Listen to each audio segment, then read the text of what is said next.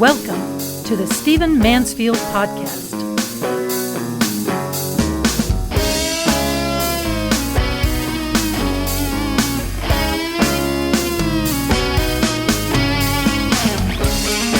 Welcome to the Stephen Mansfield Podcast. Let me make an announcement. There is a woman running for President of the United States in 2020. A woman. Who knew? You probably didn't know. Let me tell you why I want to talk about this woman, because one of our fantastic listeners wrote me and said, why don't you ever talk about the Libertarian Party candidates? The guy said, I'm not a libertarian. I'm just slightly right of center like you are, Stephen, but why don't you ever talk about them? I'd love to hear you talk about them. And so I'm gonna do that. The Libertarian Party often doesn't get a lot of attention in our presidential elections, but it has a profound impact on a lot of people's lives. It galvanizes some traditional American views, and I think it's a party that probably we ought to pay attention to. I'm not a libertarian. I'm an independent. I vote slightly right of center, but not hard right, as I say often on this podcast. But I think the Libertarian Party has some very good views and some very good perspectives, and I'm happy to comply with the request of our friend, the listener, and to talk about the Libertarian Party. And especially since, in this particular election, the Libertarian Party nominee for President of the United States is a woman named Jo Jorgensen. Now, she's a pretty amazing woman. She's accomplished some pretty awesome things. And so it's interesting that she'll be running, by the way, the only woman who's leading a major party in this presidential election. Her name's Jo Jorgensen, pretty accomplished woman. She built a multi-million-dollar software company. She has an MBA, a PhD in psychology. She's a professor, at least part-time, at Clemson. She's very gifted, very articulate. Her vice presidential nominee is a gentleman named Spike Cohen, who has a great sense of humor, and he's her VP nominee. She was the Libertarian Party vice presidential nominee in '96. Since then, she has continued with the party. She has worked. She is visible. She is articulate. She is gifted. So let's talk about the Libertarian Party for just a moment. The Libertarian Party maintains the concept that government is one of the main, I'll use the word evils, my word, not theirs, in our generation. That we need to be careful about government, that government really is an oppressor, government is a problem, and we need to lean more in American polity and American politics and American governance towards individual responsibility. Now, this sounds like some very core American values. This sounds like some very core American ideals. And so that's why the Libertarian Party draws the attention that it does.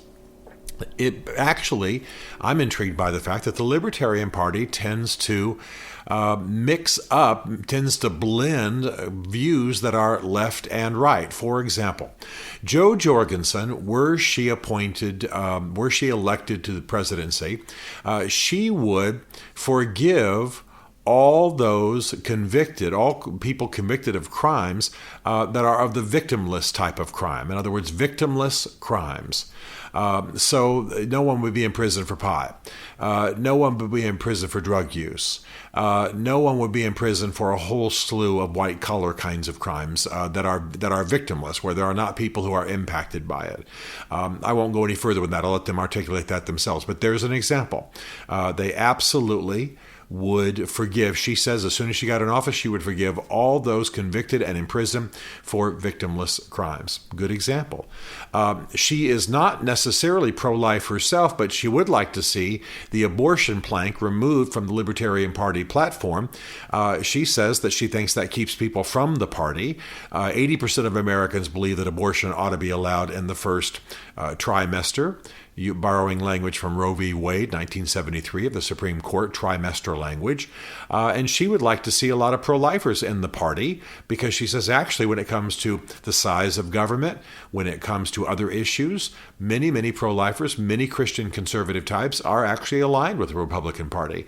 And many of them are very aligned with the Libertarian Party. And many of them are frustrated with the Republican Party because they are not standing guard on big government any longer. So actually, she says many of these people would feel better in the Libertarian Party.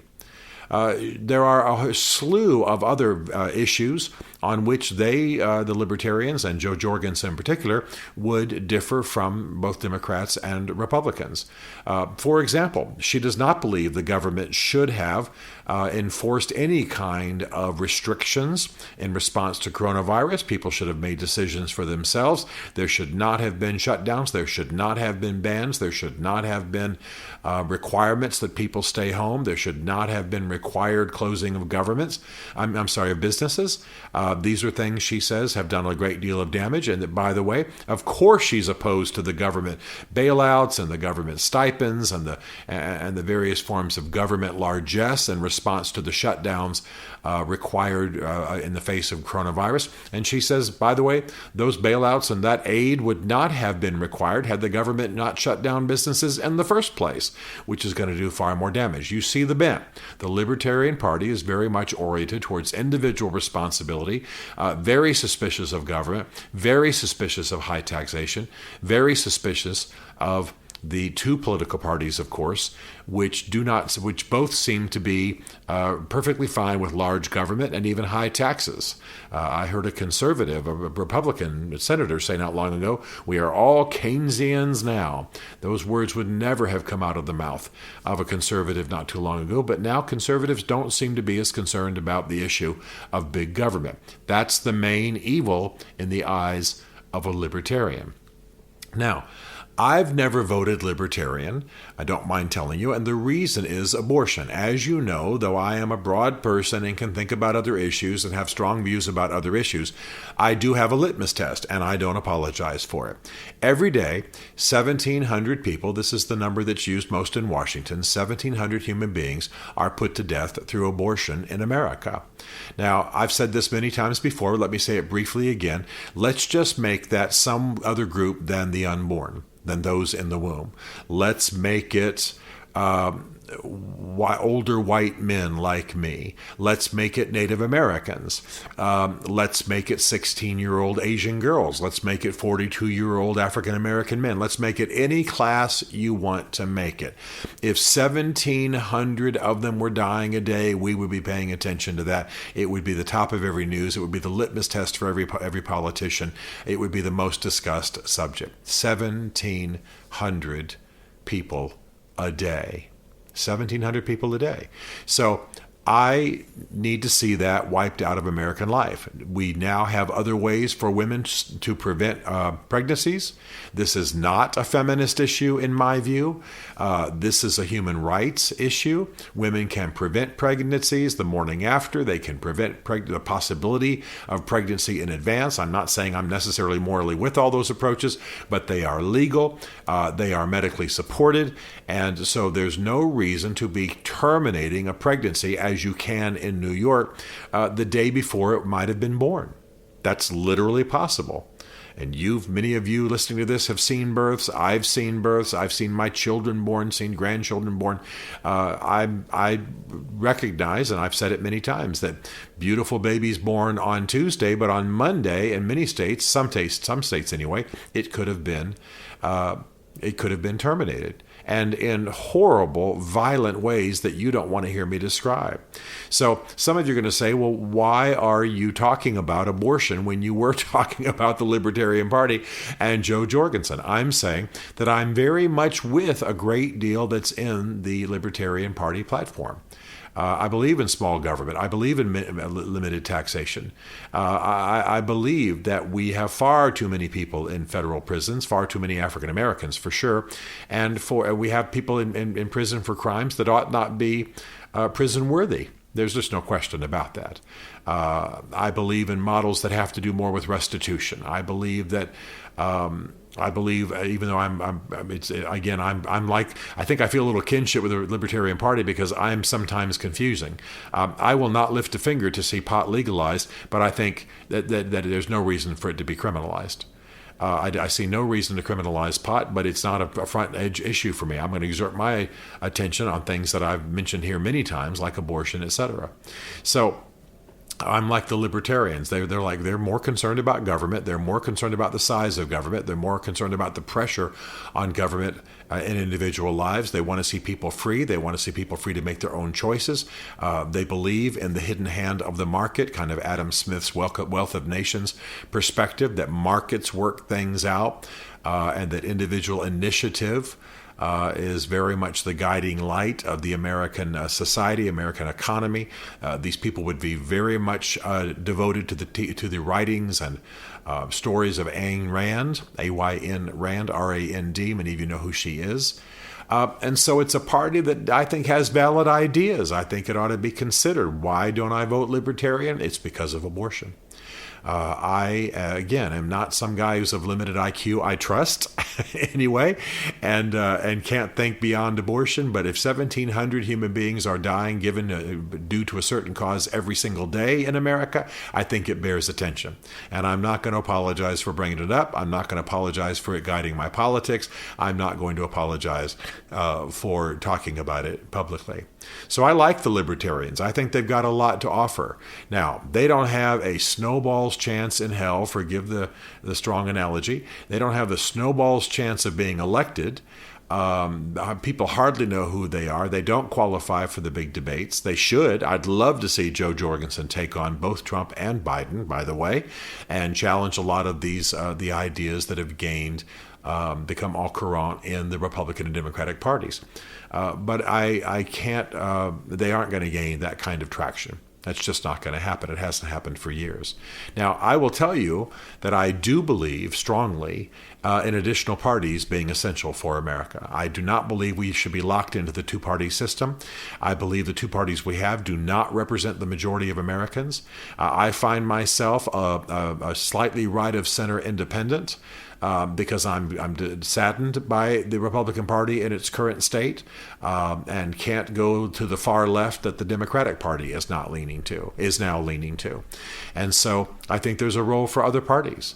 I think we would benefit from that. I'm not necessarily urging a parliamentary system, but I do think other political parties would be valid, and we would benefit from them. We certainly could use an infusion of some libertarian ideas into our politics today. That's by the way, libertarians are what Republicans were supposed to be some years ago.